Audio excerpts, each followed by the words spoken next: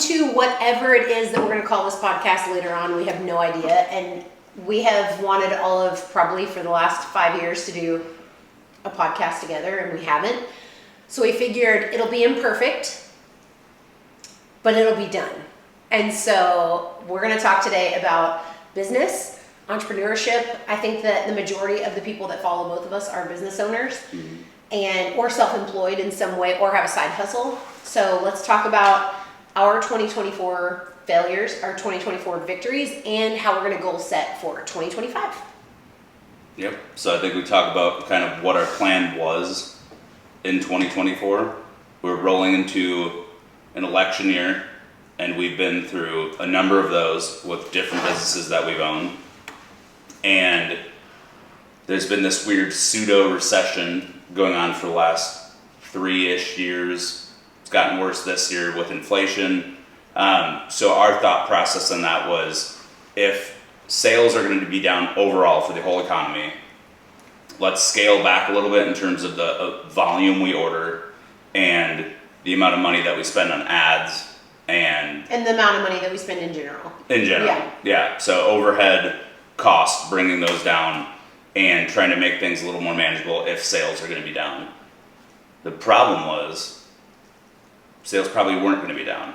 Right. We just kept selling out of stuff. Our number one sellers would go out of stock. It would take too long to get them back in. We'd launch them, they'd sell it again, and you're kind of just in that cycle then.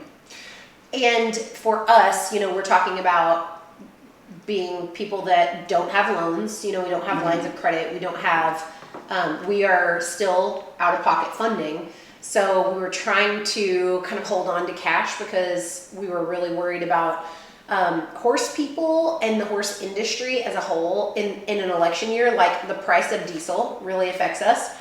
And who is in office really affects us, because a lot of kids that run barrels, their parents are in oil in some way, or they are in the service industry. They are going to be very much affected by what's coming down the pipe and what's going to be changed.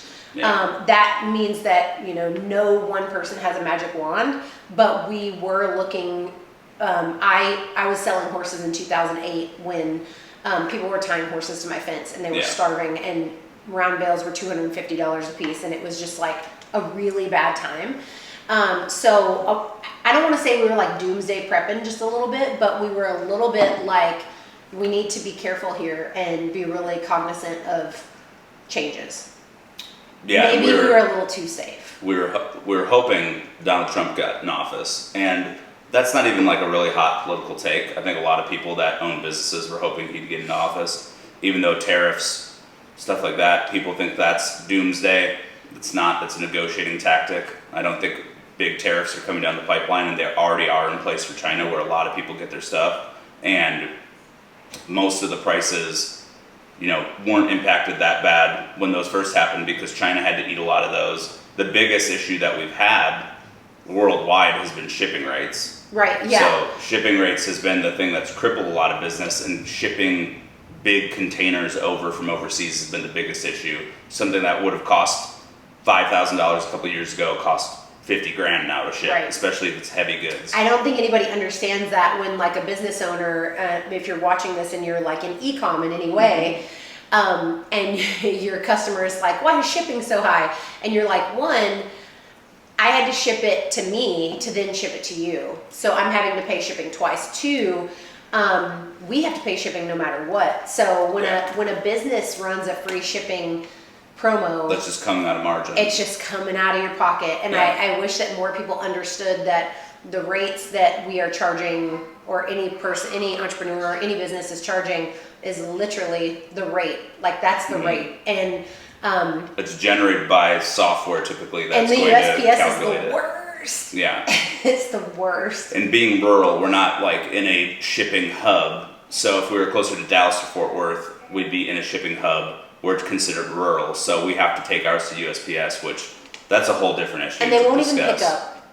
They won't even come pick up, so we have to take a little mail van. But so the main issue, as far as like costs this year, I think, and this is stemming from COVID still, and it's still a COVID issue, which is complete BS at this point. But shipping rates from other countries are insane. We probably spent $500,000 just in shipping alone. So that would probably add $4 to $5 per item cost of goods for us, which we did not pass along to the customer. And I think a lot of people don't know that. And we didn't want to do that because when shipping goes back down, we don't need the price to be higher because we tried, absorbing that, into our overall and then price. Also, like, just one of the things that I've always wanted is for our plus sizes to not be an additional cost. Yeah. So we've tried to keep that down too. And that's probably something a lot of people don't think about too. Plus sizes or larger sizes, especially now getting to men's clothing, the bigger dudes clothing is a lot more material per item, especially if you're doing like big hoodies or big like flannels or whatever it is. Yeah. Or jeans it's a lot more expensive. in the future.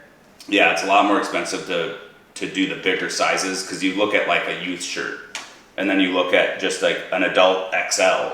It's double the material already because but you're getting charged the same from the manufacturer and then more for the bigger ones. Right.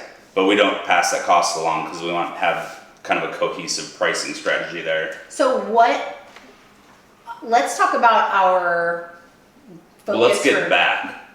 Okay. Let's get back first before we do that. Then we'll do that. We'll talk about the 2024 challenges. It's still the economy, trying to save cash. And then I think our biggest problem there was playing it safe and not taking the risks that we usually would take because we have been through this.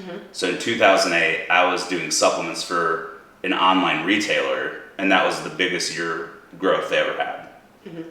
And it's because people stopped going out to eat and doing all these things, and they focused on themselves. And you have a similar view with the horse stuff, with Tactical, right? Yes. Could you explain? With people buying for the horse and going, okay, we're gonna have to cut this out. Do you not understand what I'm saying? No, I don't. So so for supplements, people would go, okay, I don't have all this money to spend on XYZ that I just want to have, but I will invest in myself. And on the horse side, you were saying a lot of people are like, well, if I'm not going to invest in myself right now, I'm going to invest in my horse. Right. I think a lot of people, it's easier, you almost have to have a piece of you that wants to, be on a journey where you're like, oh, I'm going to enter some rodeos this year, or I'm going to dress a little cuter this year, where when it comes to our animals, we found with our business that people provide no limits. They have no limit when it comes to their animals and the care that they want to give them, and they want to kind of one up the neighbor on exactly how much they can dress up their horse or therapies that they can provide. So one thing that we did find was Tactical is a little bit easier to push through maybe the rough times because all of us everywhere, I think we will spare no expense when it comes to our animal. And when you have really good quality products, I think that that's a really fun place for us to invest. My inner horse girl, as far as Tactical goes, is really excited with every single new product that we launch. And then just the fact that we also own a clothing company, so we can make the designs cohesive, just makes it really fun. Yeah. And I think that's 99% of what's been taken out of business is that we as adults, when you get older, you have to purchase things that aren't so fun, like $500,000 in shipping. Yeah. It's super, like, you can't see it, you can't touch it, you can't feel it. It's really fun to buy and it things does almost nothing for you. Right. It's just really fun to put your money into something that you can see and also is really playful and adds some life to your barn, to your closet. Yeah. And since a lot of people on here are business owners, that is also a massive barrier to entry for starting a business, is knowing that shipping is going to be extremely high unless you're going in with 10 different companies to fill a container to bring it over here via ship. It's going to be expensive. Well, let's talk about made in America, because I think that's the first thing people are going to say is like, well, I only want to make products that are made in the USA. Or we get that comment of like, I'm really disappointed that you don't make things in the United States. Yeah. So... And we do make things from the United States. Oh, he's so quiet. And we are parents doing a podcast. Baby check one. Okay, so the whole Made in America thing, it's a great concept. We would love to have more stuff made here. We wish we could find the manufacturers here that actually can make the goods the way that we want them to be made. And we've reached out. And the majority of them are contracted by Old Navy, Target, Walmart. They won't even look at you with less than a 20,000 piece MOQ, which is the quantity that you're going to order. So like if you're going to do like a pair of jeans or one t-shirt, they're like, you got to print 20,000 of that one, or we're not even going to do business with you. And so people know too, there is a number of things that we get made here. But the source of those items also might still be from China or India or wherever, because t-shirts, let's say, if you're buying any t-shirt from any brand aside from maybe Carhartt, but I'm assuming Carhartt probably still imports them. If you're doing Next Level or anything like that, they're all getting imported here. So, what we do is we go through a friend of ours that also owns a print shop and has a company that has distribution for t-shirts, sweatshirts, hats, all that stuff. So a lot of those things are actually made in America here. And the crazy thing is the law says, so this is why we don't do it, because we feel like this is really fudging the line on And everybody values. tries to get away with this. Everybody, a lot of people do this. If we brought this t-shirt in, we imported it from out of the country, and we sewed in the tag in our warehouse. And printed a design or on it. printed a design or something, we could call it assembled in America or made in America. Yeah. And we just think that that's super shady business ownership stuff. You can do literally the last step in your warehouse and call it made in America. It's like having a single ingredient supplement that has nothing to do with wheat and calling it gluten-free. Right. It's just You know, super it's- like, and Like the it other is thing technically, that but not. really drives me nuts about made in America, because obviously I think you and I agree that we would prefer every single thing be made domestically. Everything. When people ask about do we make everything in America? Do we want it made in America? Blah, blah, blah. Those same people don't ask those same questions. And this is just entrepreneur banter of things that really drive me nuts. I already know what you're going to say. It makes me so upset that they don't ask where their fuel comes from. They don't ask where that plastic bottle came from. They bought their water. They're not asking Target. They're not asking Walmart. They're not asking Tractor Supply, but they're asking the little guy where his stuff is made. And I'm like, take that same energy to all the other things that you buy, your literal iPhone. Well, the billion-dollar companies that have the capital to start manufacturing in the United States don't, because it's cheaper for them and better for their bottom line to get it from overseas. And we're literally not in a fulfillment center and employing a day crew and a night crew in Collinsville, Texas, because the dream was employ Americans where Local there's not people. a lot of industry. Yeah.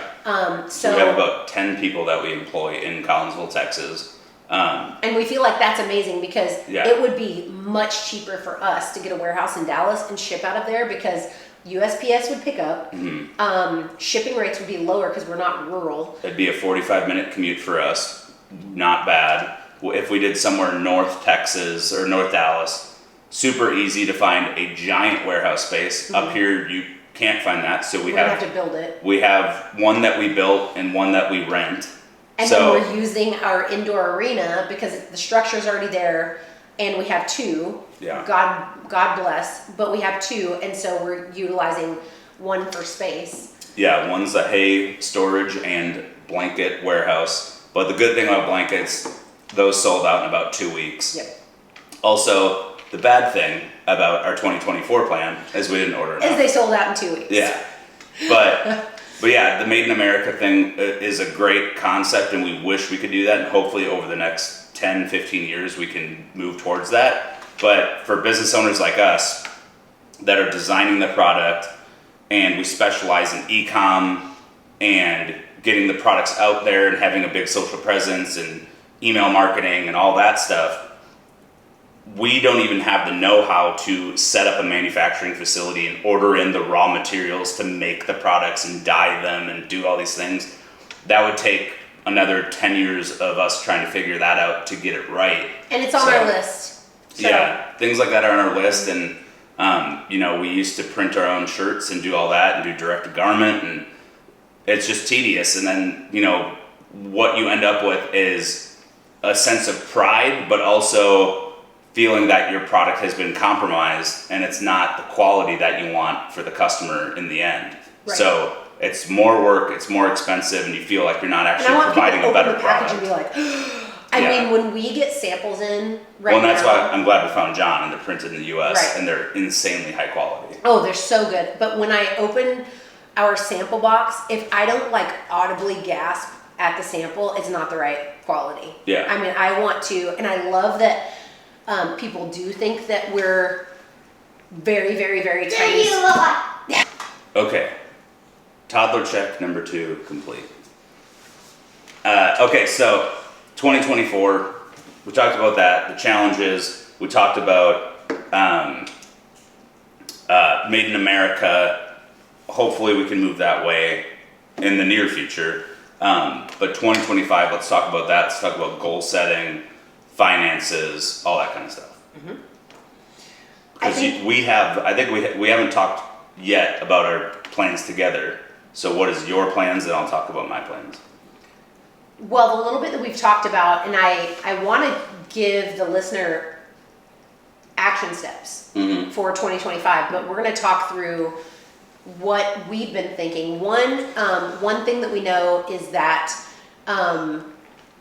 we want to obviously try to get in more inventory as quickly as possible to match the numbers of the people that are coming in. So our big goal is spend some of that cash. Yeah. Because last year we were holding on to it and being really conservative. 2, have better systems in place because we are going to be rodeoing Which in you've summer. already worked on. Yep. We're working on the systems in place. We can do better. And 3 is us having a closer eye on things that we just kind of were like, we're rodeoing, we're going to just let it go. And also 4, have a better strategy plan for the NFR, for the booth, because that's a whole other customer and it's a whole other animal. So those are our just business goals. Spend the cash, get more inventory, have a better system in place. We kicked around the idea of a fulfillment center, and what we kind of decided on was let's hire 2 crews to Which we already kind of have, so this might be a 3rd crew. Yeah, to match the energy of what we wanted from this business in the first place, which is to employ small town America. If it can't be made here, at least we can employ small town America. Yeah. And so, I'm hoping that that just continues to work, and I'm hoping that we can continue to not have to move things to a city. I know as we grow, we're going to have to give up a part of that, but I'm hoping that we can keep that alive as much as possible. And I have a plan for keeping it in small town, and that is probably going to cost us more money, but it'll employ more people. And that would be having our warehouses and distribution here still, and hiring a driver every single day to truck our stuff to Dallas to get it to a central hub to be able to ship out more efficiently to people. Toddler check number 3 complete. You're going to hear him in the background a little bit. So hiring a truck driver to take it to a central hub, reduce our ship times, keep us in small town, and I think that's achievable because the 2 businesses combined, at a certain point, we'll be able to fill a whole semi-truck every single day with orders. Yep. So that's one plan. Touching on the NFR a little bit, I think, so for us, that's a completely separate thing from e-com. That's in-person retail, and that is about the same sales that we do for a month online at the NFR in 1 month with the 2 businesses combined. Right. So that's going to be a major focus this year, is merchandising those booths correctly. Over the last couple of years, it was trying to find the ideal space in there and working with all the people at the NFR, Cowboy Christmas, to find the ideal space. So working with the team at the NFR to find the ideal booth space. And by finding ideal, he means begging, Begging them, and we really just trying to make it very easy for them to work with us. We pay our bills on time. I think we're very responsive to whatever they want us to do. And we should be, because that's a massive event, and you want to be an easy company to work with, because then you're hopefully going to get a better booth space and more shout outs and work with them on sponsorships so that you get better coverage at the event itself. And it's been awesome to work with them because over the years, Fallon's lines have been insane. Now we have more girls in the mix, so the lines have gotten even bigger and crazier. And now we have independent island booths, both on the main floor, which has been super cool. And this was our best NFR It was a financial ever. stretch for us to do these 2 spaces and be able to stock them. We didn't stock them correctly because we simply didn't know, what would those. But it was a stretch for us to do those 2 spaces and then try to magically, talk sweet to our crystal ball and see what it is that we needed in there. How much more foot traffic would we have right there? What would the customer be shopping for? Youth or adult? Or just a fan coming in just to see what's going on. Or splints and bells or winter blankets. Right, like it was just a whole, we, did the best that we possibly could with having zero idea of what those spaces would bring. But now going into next year, we have a really great idea as to what we're gonna, but the NFR is not our entire focus. That's just one portion of 1 month of the entire year.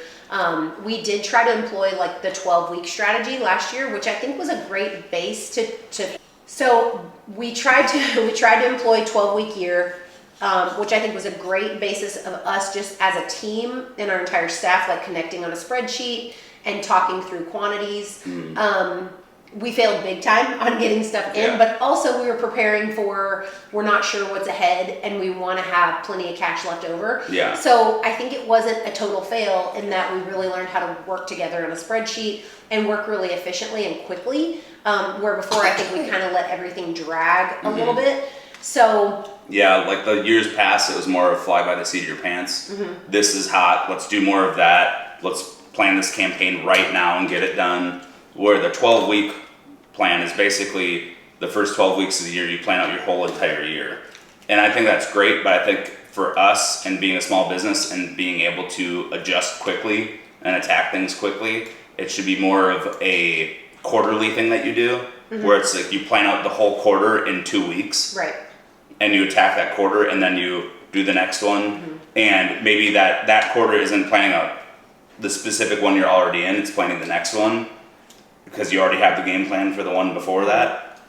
But that's just something that we're kind of trying to learn and adjust things as we go. And there's challenges because it's 2 separate businesses, and then we'll have saddlesack.com separate very soon. So it's going to be 3 different businesses that we're working on.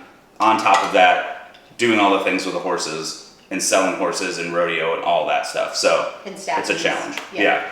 So let's talk about really quick some feel-good stuff, which is how are we going to goal set for this next year? And I think one thing that I've always talked about online and that has kind of been my shtick to talk out my goals online, and then I've quit for a few years because I thought everybody had already heard those things, and I forget that there's a flood of people that have never followed me, never followed you. It was like your biggest thing from 2017 to 2019. Yeah, they've never heard any of the stuff and things that I like to talk about, which is goal setting. And they don't know who Baby Flo is. Right, and they don't know who Baby Flo is, which just crushes my heart. Yeah. So I'm learning and adjusting to that people are like, yeah, maybe one day you'll go to the NFR. Somebody asked me if anybody has ever won the world going to the left barrel first, and that was last week, and that is when I was like, we should talk more online. We should revisit.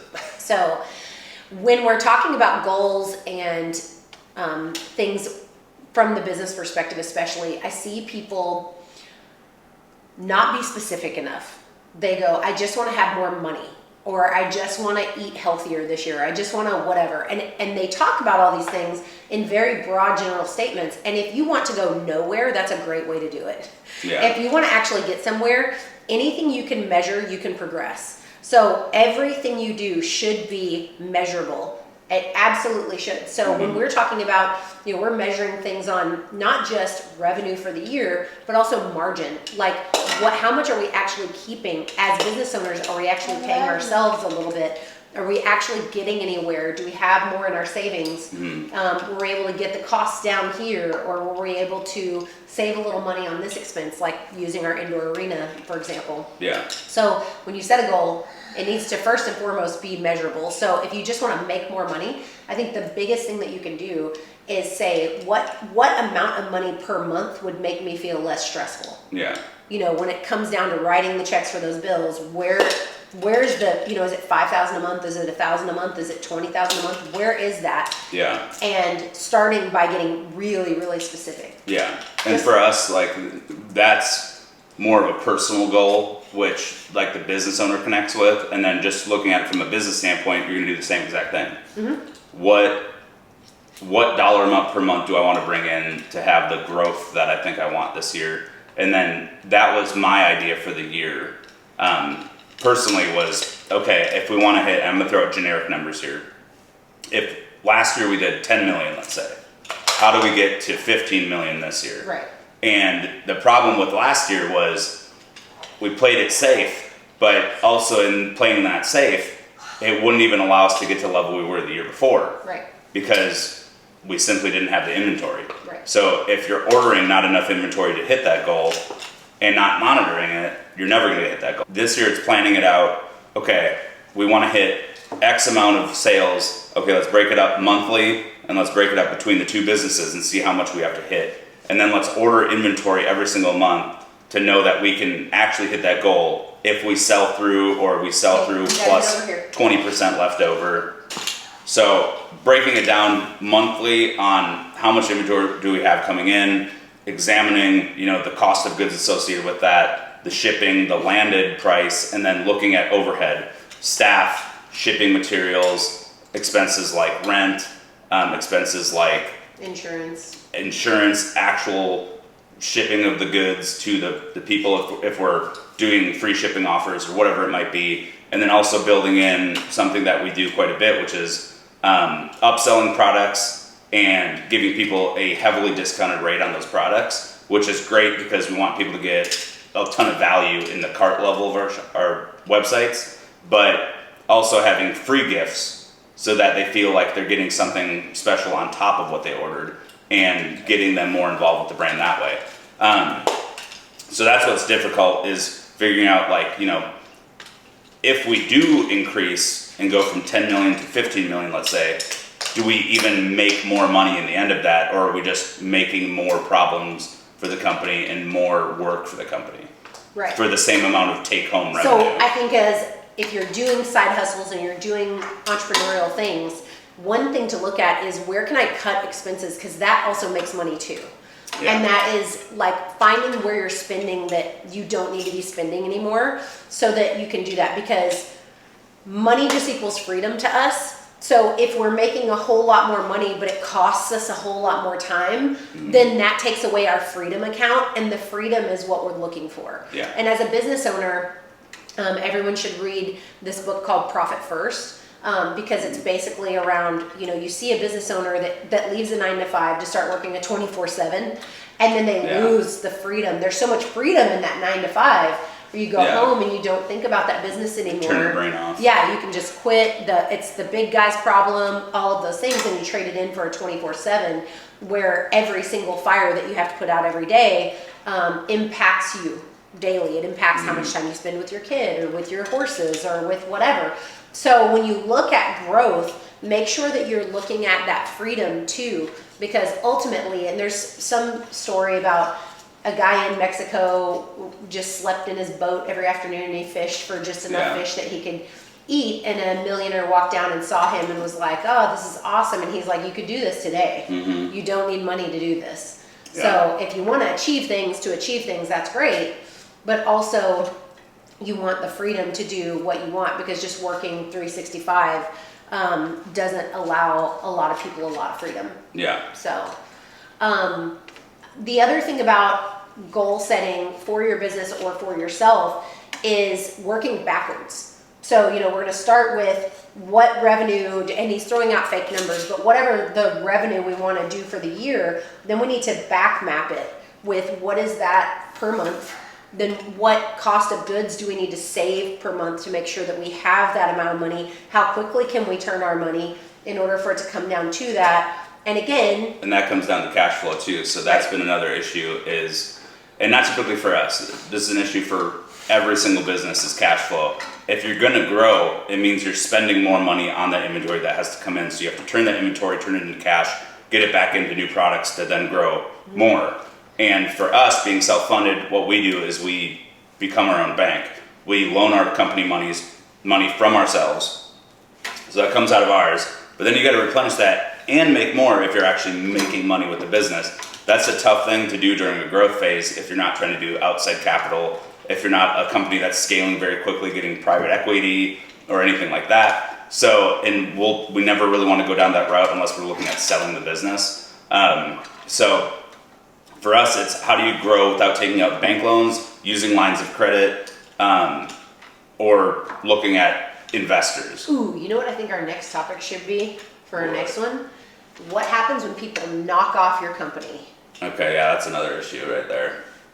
Rampant in this industry because people don't think things have consequences. Yeah. I love you too. So that's one of the issues is growing when you're trying to stay self-funded. And for us, we've been lucky enough to have products that are super crazy home runs that have allowed us to fuel other aspects of the business and grow other product lines. It's allowed us to fail, for sure. Yeah, for sure. And you know, that's the thing this year and every year is how do you find like that new hot product that's going to take your business to the next level again and keep you growing. And we've been lucky enough to do that, but that's kind of something that we're always looking for is how do you find the next big thing that's going to help you scale your company to the next level and then kind of unlock all these other new ideas. And like for us, that's been going wider. So with denim, it's been going, okay, we have, you know, Howdy boot cut and signature trouser denim that absolutely crush. And it used to be like flares and the printed jeans. Mm-hmm. And you know, if we stayed on that track and just kept doing those, we wouldn't be doing what we're doing now. Right. So we have those two home runs, and now it's going, okay, let's have 20 different styles of trousers now, mm-hmm. because everybody has a different look and feel that they're going for. They have, you know, they don't like dark denim, they only want to wear light denim, and I don't like trousers because they make me feel too wide or whatever. Yeah. I like boot cut for riding or whatever it is. So it's been taking that and going, okay, let's go a lot wider with those, and that has unlocked quite a bit of growth. And with rodeo shirts, it's been, okay, we have these really cool printed ones, then we did yokes, and it's all kind of within the same performance shirt category. And now it's going, okay, but there's a lot of other people out there that like satin, that looks a lot more kind of classy, I guess, when you're riding, or velvet, kind of the same feel. And the velvet was kind of, you know, what your go-to during the winter because it was a little bit warmer.